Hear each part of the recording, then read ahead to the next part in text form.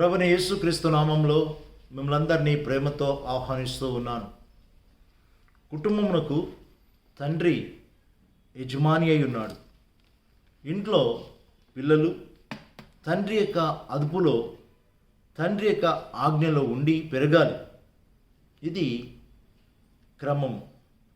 క్రమశిక్షణలో పెంచడం అనేది ఒక బాధ్యత, రెస్పాన్సిబిలిటీ.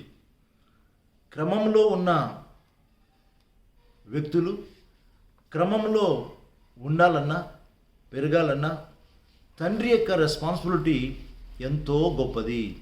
తండ్రి బాధ్యతను తండ్రి ఎన్నడూ కూడా మర్చిపోకూడదు. ద్వితీయోపదేశ కాండము 6వ అధ్యాయము 6-7 వచనాలు ఇలా చెప్తూ ఉన్నాయి. నేడు నేను నీకు ఆజ్ఞాపించు ఈ మాటలు నీ హృదయంలో ఉండవలెను. నీవు నీ కుమారులకు వాటిని అభ్యసింపచేసి నీ ఇంట కూర్చున్నప్పుడు, త్రోవలో నడుచున్నప్పుడు, పండుకొనున్నప్పుడు, లేచినప్పుడు వాటిని గురించి మాట్లాడవలెను. సూచనగా వాటిని నీ చేతికి కట్టుకొనవలెను. నీ కన్నుల నడుమ బాసికమ వలె ఉండవలెను.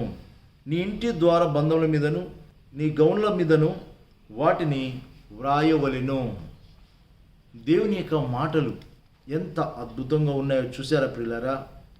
నిజంగా దేవుని వాక్యానుసారంగా, ఆజ్ఞానుసారంగా పెంచగలిగితే బిడ్డలు ఎన్నడూ కూడా దారి తొలగిపోరు.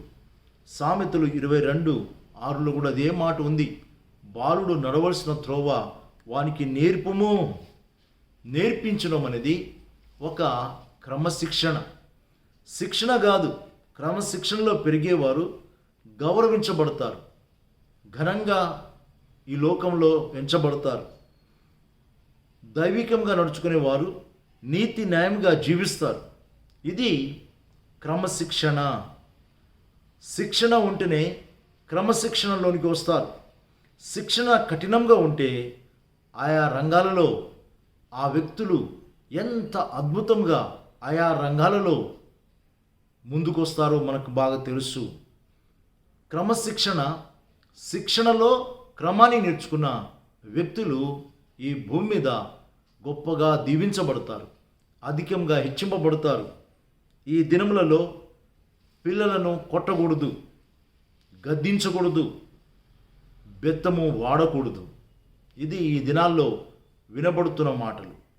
ఇలా ఉన్నప్పుడు వారు క్రమశిక్షణలో ఎలా వస్తారు? రావడానికి అవకాశం ఉందా? ఎందుకు లేదండి?